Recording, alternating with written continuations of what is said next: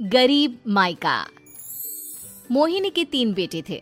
पति खूब अच्छा कमाता और बड़े घर के ऐश सब था मोहिनी के जीवन में। लेकिन एक चीज जो नहीं थी वो थी सुकून। मेरी बहन और मेरा भाई दोनों गरीब, लेकिन मैं मेरे पास तो नोट की बरसात है। तभी मोहिनी की बहन वीना उसके दरवाजे आ जाती है। अरे मोहिनी, कैसी है? मेरे घर में ना सिलेंडर खत्म हो गया है। तेरे पास तो इतने पैसे हैं, भरवा देना मेरा सिलेंडर। पैसे जैसे ही आ जाएंगे मैं दे दूंगी। तभी मोहिनी का पति राकेश आ जाता है। क्या है वीना, ये अपने घर की परेशानी हम लोगों के घर ना गाया करो। तुम्हारी बहन को तुम लोगों पर तरस आ जाता है और वो पैसे देने लग जाती है। मुझे ये बिल्कुल पसंद नहीं है। ओ जीजा जी, नहीं, मैं तो वो बस अच्छा, मैं चलती हूँ। वीना वहां से चली जाती है। उसके जाने के बाद अच्छा किया जो आपने सुना दिया। अरे न जाने क्या सोचकर मेरे घर आ जाती है कि जैसे यहाँ तो भंडारा भरा है। अरे कितना तो दे दिया। अच्छा जी, जरा 1000 तो देना। वो विन्नी दीदी है ना, उनके घर जा रही हूँ। उनका पोता हुआ है तो मुंह दिखाई दे दूंगी। हाँ, उन लोगों के आगे तो शो ऑफ किया करो। वो खुद को बड़ा अमीर शो करते हैं ना। दिखा दे कि तू भी किसी से कम नहीं है।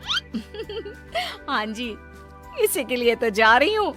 मोहिनी तैयार होकर अपनी बुआ की बेटी के घर जाती है, जहाँ उसके पोते का कार्यक्रम चल रहा होता है। वहाँ वीना भी आई होती है। अरे वीना, क्या जरूरत थी यहाँ आने की? तेरे घर पर गैस नहीं है तो वो भरा लेती। क्या करूँ मोहिनी, बुआ को बुरा लग जाता नहीं जाती तो। वैसे मेरे पास एक जोड़ा बच्चे का कपड़ा रखा था, वही अपनी चांदी के पायल के साथ देने जा रही हूँ। घर पर गैस थी नहीं, सोचा परिवार यहीं खाना खा लेगा, बाकी सुबह का सुबह देखा जाएगा। मोहिनी को बहन पर दया आ जाती है। वो पर्स से 1000 रुपए निकाल कर दे देती है। ले वीना, लेकिन पैसे वापस कर देना, तेरे जीजाजी हिसाब लेते हैं। मोहिनी भी क्या करती, गरीबी में बहन का सहारा ही उसके जीवन जीने का आधार था। फिर एक रोज, सुनिए, भाई के घर बेटी हुई है, मुझे माँ के पास जाना होगा। अरे उस घर में ना कूलर है ना एसी, कैसे रहोगी तुम? हाँ, वही सोच रही हूँ कि अकेली जाऊं, बच्चों को साथ ना ले जाऊं।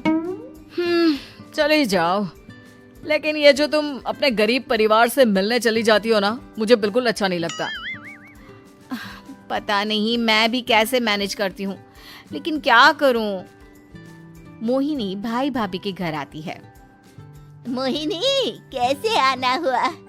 तू यहाँ हम लोगों के घर रह लेगी या फिर किसी होटल में रहेगी? क्या हो गया है माँ? मोहिनी को क्यों ऐसे बोल रहे हैं आप? अरे तू नहीं जानती अपनी ननद को, पैसे वाली है ना, तो ऐड कुछ ज्यादा ही है। मोहिनी को माँ की बात का बुरा नहीं लगता है, क्योंकि उसे पता ही नहीं चलता कि माँ उसे जली कटी सुना रही है। वो भाभी की बच्ची के साथ लेन देन करती है और वहाँ से चली जाती है। उसके जाने के बाद, माँ, क्यों आप मोहिनी को इतनी सारी बातें सुनाती हो? भाई का बेटा बोल पड़ता है।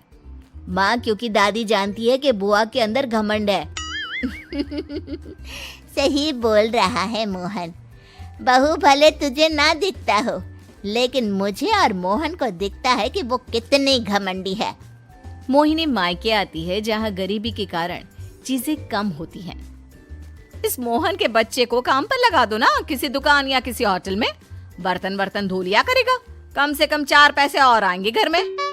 देख मोहिनी, माना तेरे पास पैसा है, लेकिन तेरे भाई के दिन इतने भी बुरे नहीं चल रहे कि वो अपने बच्चे की पढ़ाई रुकवाकर उससे बर्तन धुलवाए।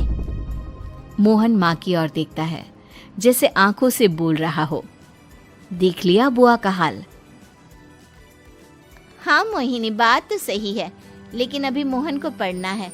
आखिर तुम भी तो अपने दोनों बेटों को पढ़ा रही हो ना। मेरे बेटों से कैसे कंपेयर कर सकती हैं आप? अरे वो तो कलेक्टर बनेंगे। हाँ, कल को वो मोहन को नौकरी में रख लेंगे, क्यों? मोहिनी कुछ दिन और रहकर चली जाती है। धीरे धीरे दिन बीतता है। मोहन बड़ा होता है और कड़ी मेहनत से सफल भी हो जाता है। मोहिनी, माँ के जाने के बाद तो तुमने भाई भाभी के घर जाना छोड़ ही दिया, क्यों? वो क्या है ना, उन लोगों का घर छोटा है, मेरे बच्चे जाना ही नहीं चाहते। पर तुझे क्यों अचानक मायके की बात याद आ गई? यार, मेरा तो मायका है, भाई भाभी है, मेरा तो आना जाना लगा ही रहता है। हाँ, क्योंकि तुझे आदत है ना ऐसे छोटे से घर में और कम पैसे में रहने की। वैसे क्या खबर है आजकल मायके की अपने? अब वो घर छोटा और कम पैसे का नहीं रहा, क्योंकि मोहन तो बहुत बड़ा आदमी बन गया है। फिर क्या? मोहिनी भाभी को फोन करती है। मोहन किसी बड़ी कंपनी का मैनेजर हो गया है क्या भाभी? क्या ये सच है? हाँ मोहिनी दीदी, अब तो हम लोगों के गरीबी के दिन कट गए। आपके भाई ने कोई अच्छे कर्म किए होंगे जो हम लोगों का बेटा इतना अच्छा कमा रहा है। देख लो भाभी, पहले भी आपने कई गलतियां की थी, आप थोड़ा संभल कर चलना। भाभी को मोहिनी की बात समझ में नहीं आती कि वो क्या कहना चाहती है। फिर एक दिन वीना मोहिनी से कहती है, मोहिनी, हमारा भतीजा मोहन अच्छा कमा रहा है, क्यों ना मैं अपने बेटे की नौकरी के लिए उससे बात करूं? अरे बुआ का बेटा है, ये सोचकर मदद तो करेगा ना? हाँ हाँ, क्यों नहीं करेगा, उसके बुरे दिन में तो हम भी खड़े थे। मोहन को वीना फोन करती है और अपने बेटे की मदद करने की बात करती है। हाँ हाँ बुआ, क्यों नहीं, आप सिद्धार्थ को भेज दें, मैं अपनी ही कंपनी में उसकी नौकरी करवा देता हूँ। दिन बीतते हैं, अब वीना के हालात भी अच्छे हो जाते हैं। क्या बात है वीना, तूने भी कार ले ली, वो भी इतनी अच्छी? हाँ मोहिनी, अपने भतीजे के कारण तो हम लोगों के दिन अच्छे हो गए। उसने सिद्धार्थ की नौकरी लगवा दी है, वो भी शानदार। ठीक है, लेकिन पैसे ख्याल से खर्च करना। वो क्या है ना, पैसे आने आसान है लेकिन संभालने मुश्किल। मोहिनी घर पर अपने पति से बात करती है। देखो ना, सबके पास पैसे हैं, एक वक्त था जब मैं ही अमीर हुआ करती थी। लगता है कि ज्यादा दिन नहीं रह पाओगी, मेरी नौकरी को कुछ साल ही बचे हैं और तुम्हारे दोनों लड़के निकम्मे हैं। उन लोगों को बोलो ना कि नौकरी करे। तभी वहाँ मोहिनी के बेटे भी आ जाते हैं। अरे हमें क्या मोहन समझा है जो दिन रात गधे की तरह काम करते रहे? खैर, दिन फिरते हैं और मोहिनी के पति की नौकरी भी खत्म हो जाती है।